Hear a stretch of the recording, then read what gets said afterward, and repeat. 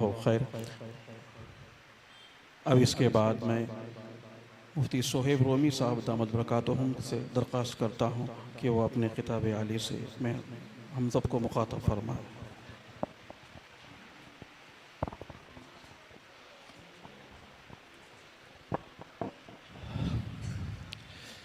अल्हम्दुलिल्लाहि वकफ़ा वसलामुन अला इबादिहिल्लज़ीना इस्तफ़ा अम्मा बअदु फ़अऊज़ु बिल्लाहि मिनश शैतानिर रजीम बिस्मिल्लाहिर रहमानिर रहीम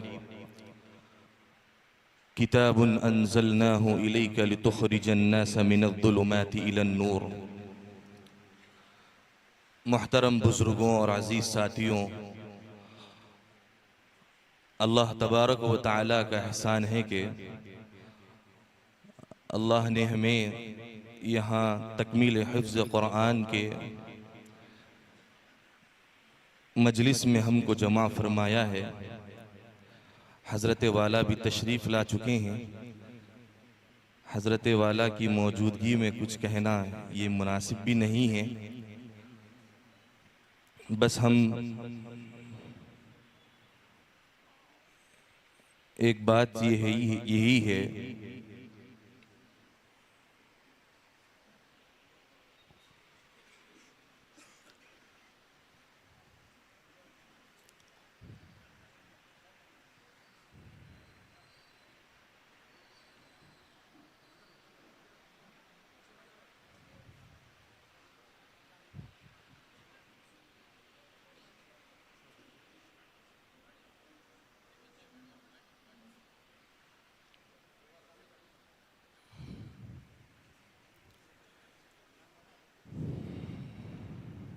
मैं हज़रत वाला का इस्तक़बाल करता हूँ। अल्लाह ताला हज़रत वाला की उम्र में बरकत नसीब फरमाए और इनका साया तादेर हम पर कायम फरमाए। अल्लाह ताला हम सबों को अपने बड़ों की कदरदानी की तौफीक नसीब फरमाए। दौरान सबक एक मरतबा हज़रत मुफ्ती तजम्मुल हुसैन साहब दामद बरकातुहुम ने फरमाया था, बड़ों की इकराम और उनकी कदरदानी के सिलसिले में, कि आप चाहे कितनी भी किताबें क्यों ना पढ़ लो, लेकिन अल्लाह ताला वो नूर तुम्हें अता नहीं फरमाएगा जो नूर और तरक्की अल्लाह ताला बुजुर्गों की नज़र से हमको अता फरमाता है। तो बड़ों की कदरदानी की हमको बहुत ज़्यादा ज़रूरत है। जितना हम अपने बड़ों को अपना बड़ा समझेंगे और उनकी रहनुमाई और रहबरी में काम करेंगे, अल्लाह ताला दुनिया का सुकून भी अता फरमाएगा और आखिरत का सुकून भी अता फरमाएगा। जो मैंने कुरान पाक की आयत पढ़ी है उसमें अल्लाह ताला ये फरमाता है, कुरान एक ऐसी किताब है जो लोगों को, चाहे ईमान वाला हो, जिसका ईमान कमज़ोर पड़ गया हो या जिसे ईमान की तौफीक ना मिली हो, ये ऐसी किताब है जो लोगों को तारीकियों और अंधेरियों से निकाल कर उजाले की तरफ लाने वाली है। हज़रत ही का एक मर्तबा का फरमाया था हज़रत ने कि देखो, कब्र में 3 सवालात किए जाएंगे, मन रब्बुका, मा दीनुका, मा नबियुका।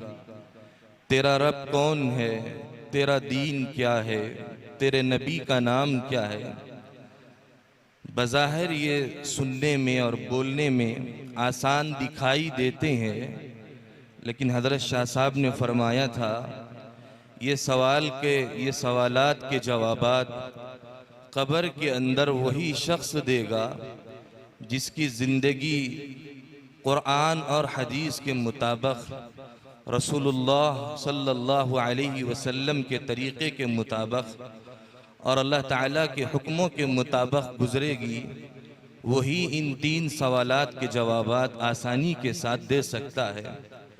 जिसकी दुनिया कुरान और हदीस के मुताबिक नहीं गुजरेगी, तो फिर ये कब्र के अंदर सवालात का जवाब देना बहुत मुश्किल है।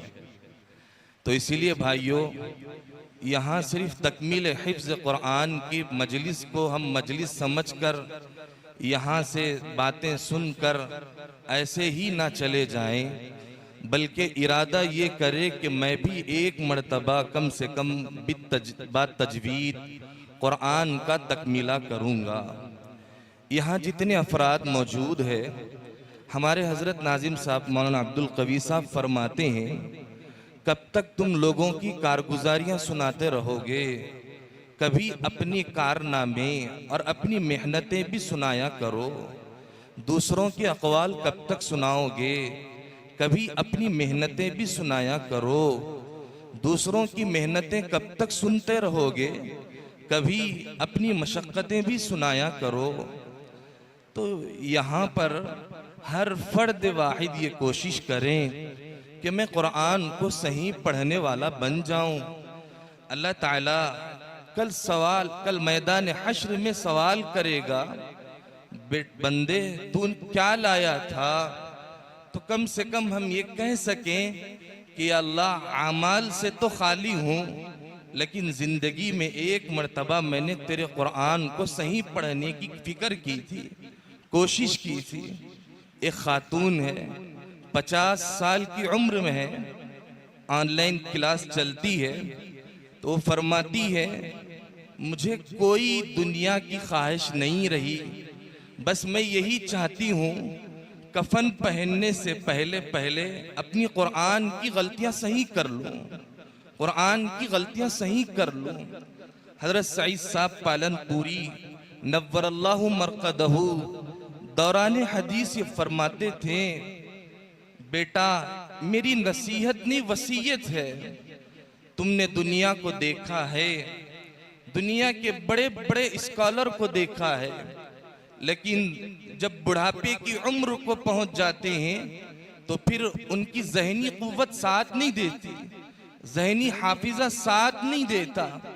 लेकिन तुम कुरान और हदीस पर मेहनत करने वालों को देखोगे, 70 80 साल की उम्र को भी पहुंच जाते हैं, कुरान उनसे भूला नहीं जाता और अहादीस के हवाले तक भी उनसे नहीं भूले जाते हैं।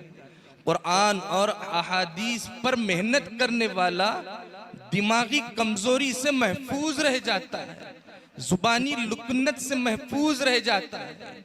इसीलिए यहाँ पर आने वाले शरीक तमाम हजरात ये कोशिश करें, ये रमजान का मौका महीना आने वाला है, कम से कम मैं एक कुरान तो मुकम्मल कर लूंगा। हजरत शेखुल हदीस ज़करिया रहमतुल्लाहि अलैह, उनकी दादी साहिबा हाफिजा थी, घरेलू मसरूफियात के बावजूद वो रोजाना 6 पारे पढ़ने का एहतमाम किया करती थी और रमजान के मौके पर 1.5 कुरान पढ़ा करती थी रोजाना। तो बस यही मेरी आप तमाम से गुजारिश है, कुरान पढ़ना सीख जाइएगा।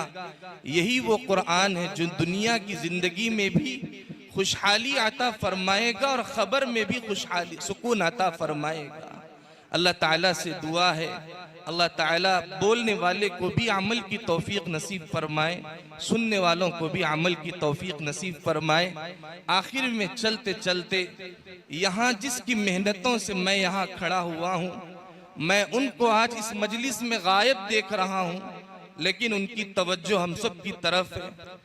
मेरे भाइयों, मैं तमाम से ये गुजारिश करता हूँ, हमारे हजरत नाजिम साहब हजरत अब्दुल हफीज साहब जामई दामत बरकातुहुम के लिए खुसूसी दुआओं का एहतमाम कीजिएगा। सेहत से बहुत लड़ रहे हैं, तबीयत साथ नहीं दे रही है, सेहत से बहुत लड़ रहे हैं, तबीयत साथ नहीं दे रही है, लेकिन हम माली एतबार से तो दूर की बात है, कम से कम उनके हक में 2 रकात नमाज पढ़कर उनकी सेहत याबी के लिए तो हम दुआ कर सकते हैं, उनकी सेहत याबी के लिए भी दुआ कर सकते हैं। अल्लाह ताला जज़ाए खैर दे। व आखिरु दाअवाना अनिल हम्दुलिल्लाहि रब्बिल